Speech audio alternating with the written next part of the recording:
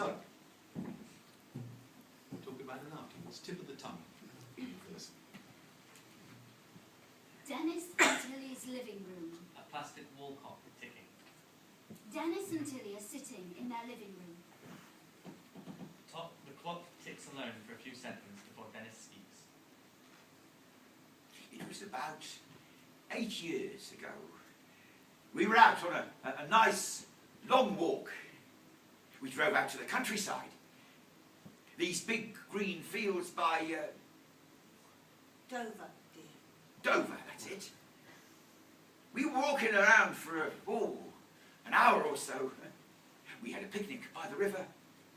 And then, on our way back, it began to rain. A wide field. Evening. Heavy rain, mild wind, and rumbling thunder. Dennis and Tilly narrate. It wasn't raining that much. Lighter rain.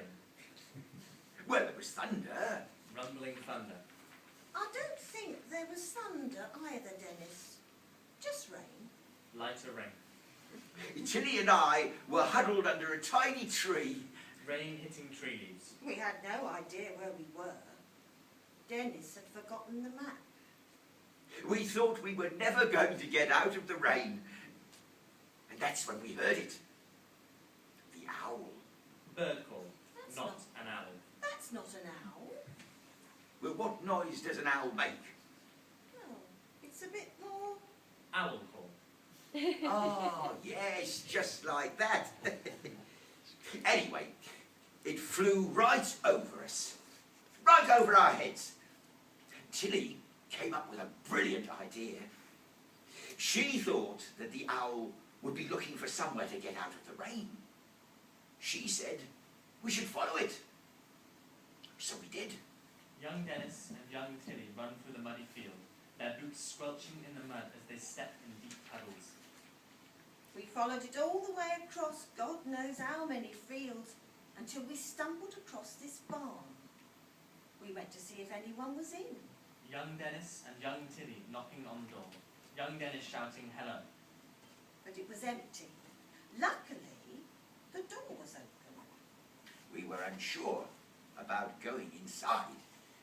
We didn't want to intrude, but we were so wet. We didn't have much of a choice. Young Dennis and young Tilly enter the house and shut the door. Rain fades to the background. The barn. The barn was warm and dry. And guess who we found inside? Owl call. She was perched on the handle of a pitchfork. Dennis and I, we just began to laugh. We couldn't believe how lucky we'd been. We were in stitches. We thanked God for guiding us with an owl. Oh, she was so cute. She was our saviour, and she welcomed us in. We stayed there the night. And she stayed there, watching us. Owl call in gentle fluttering winds. Dennis and Tilly's kitchen. A smoke alarm ringing. A few years later, I'd just come in from work, and I heard the alarm. I ran into the kitchen, and I was engulfed in smoke. Young Tilly opening the door. Smoke alarm immediately comes into foreground once the door is open. Young Tilly coughing. Dennis! Dennis! It was billowing out of the oven. I turned it off and opened all of the windows. Windows opening. Dennis! Smoke alarm stops. Young Tilly opens the oven. Oh my God, Dennis! It was an entire chicken, burnt to a crisp, completely black. I took it out Young Tilly sliding the pan out of the oven. and left it outside to cool down, to get the smoke out of the kitchen. Dennis was stood there in the driveway. Tilly, what's happened? What on earth is that? You tell me, why? Dennis, what's happened? You'd been at work. What, did you put the oven on and just go out? I put it in the morning. I meant to come back at lunch to get it.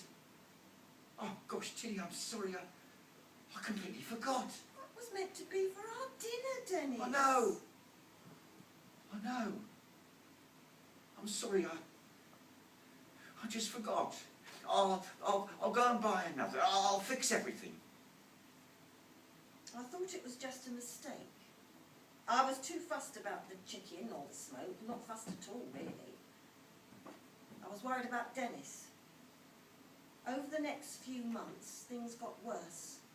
He'd leave the television on. Television. He'd always leave taps running. Tap running.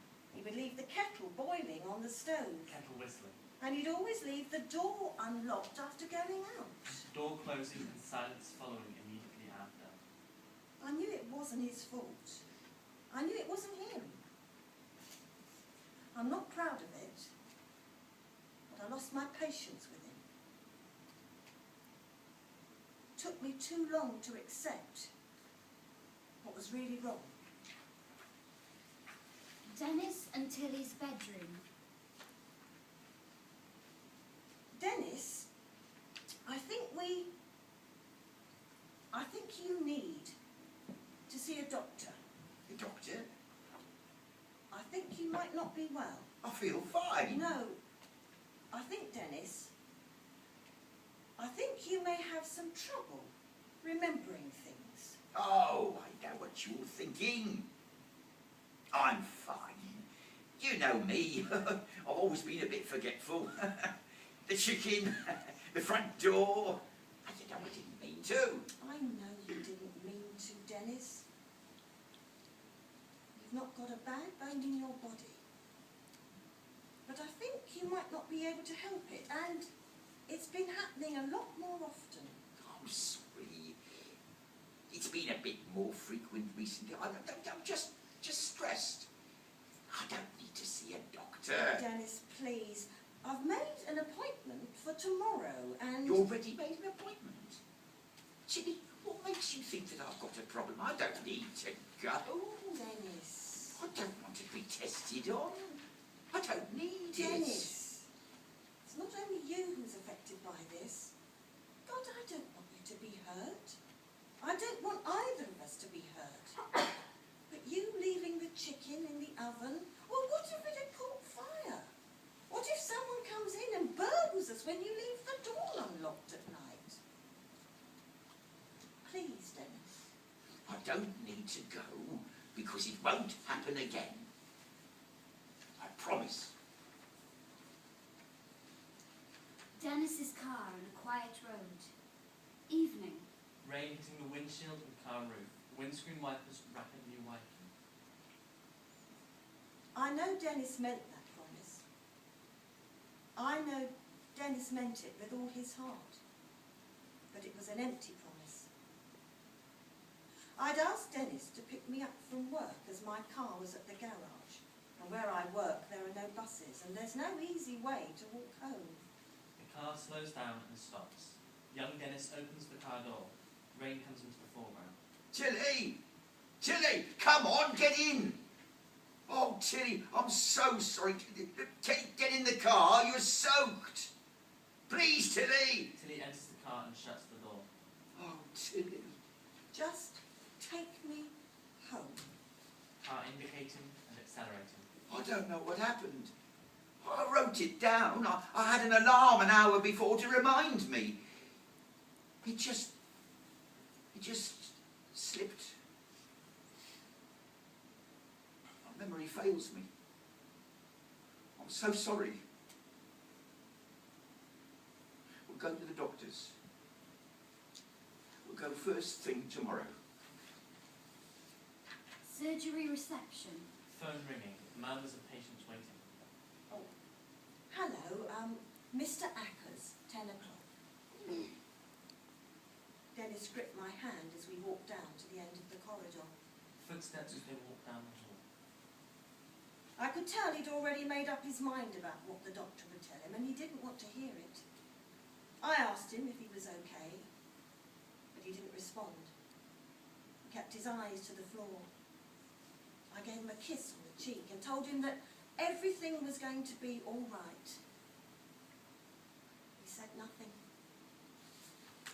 Doctor's office. Dennis and Tilly are sitting opposite the doctor.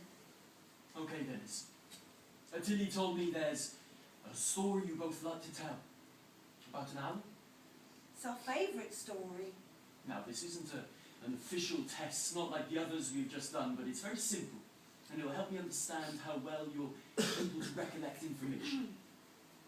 I'm sorry, Mrs. Atkins. Would you mind if Dennis did this alone?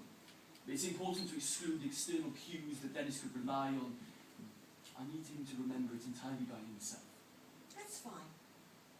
You know it, Dennis. Tell him, like we told everyone. Young Tilly kisses young Dennis on the forehead and exits the room, closing the door behind her. Okay. I'm going to be recording this, if that's okay, Dennis? Doctor presses the record button, whirring at the tape. If you'd like to begin. It was about 10 years ago. I was on the beach. Tilly and I were on the beach. Waves. Okay. What was the weather like? It was raining. Rain. No. No. There wasn't rain. Rain fades out. We were wet. We'd just gone for a swim. We were lost and we saw Owl call. a seagull. Seagull call. We saw a few of them. Multiple seagulls. We followed them and they took us back to our car. Anything else? That's it. That's the story.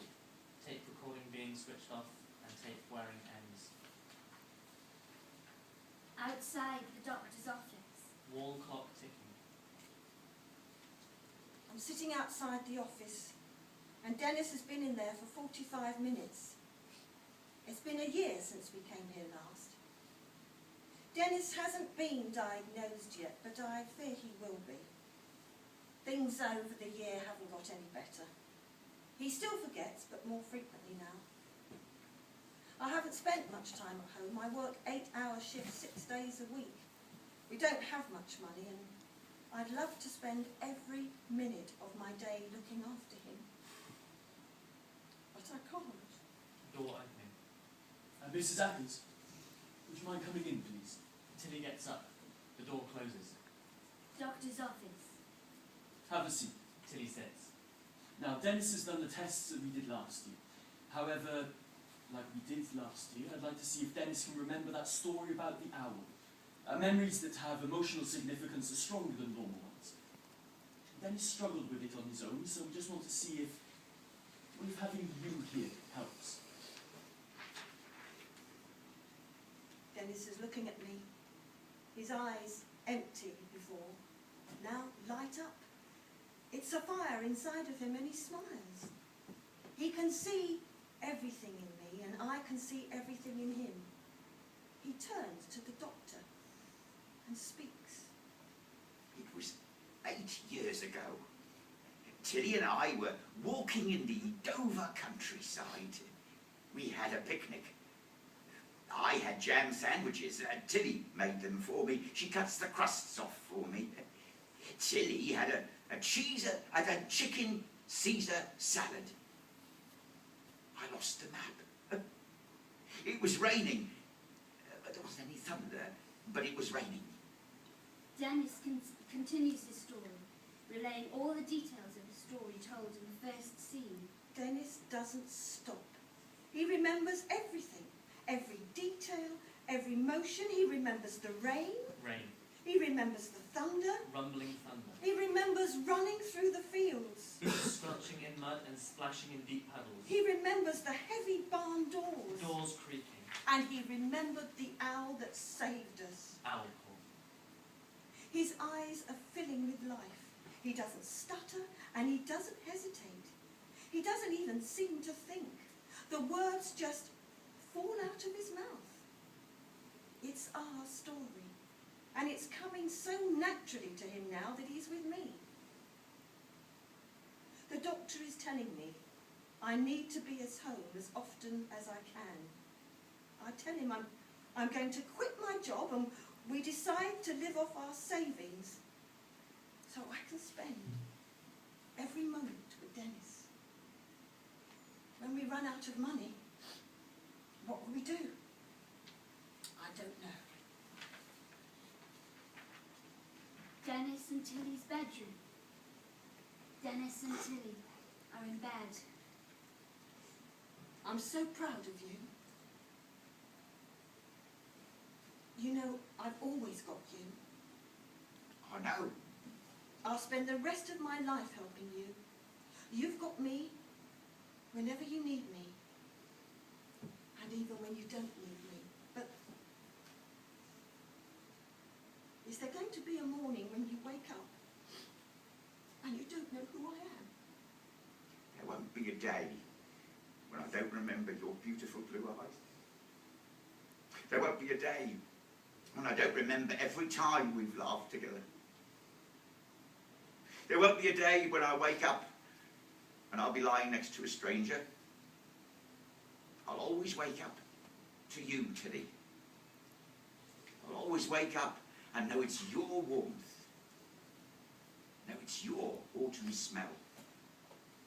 Know it's your soft breath on my chest. I know it's always going to be you. They kiss. Good night, Dennis. Good night, Tills. See you in the morning. Light switching off. The barn. Rain. Young Dennis and young Tilly are laughing. The owl gently flutters its wings. I'd like to thank you, Mrs. Owl, for guiding us to your barn. If you wouldn't mind, we'd like to stay here the night. Thank you, Mrs. Owl. Thank you. I'll never forget this. I'll never forget this, Tilly. Owl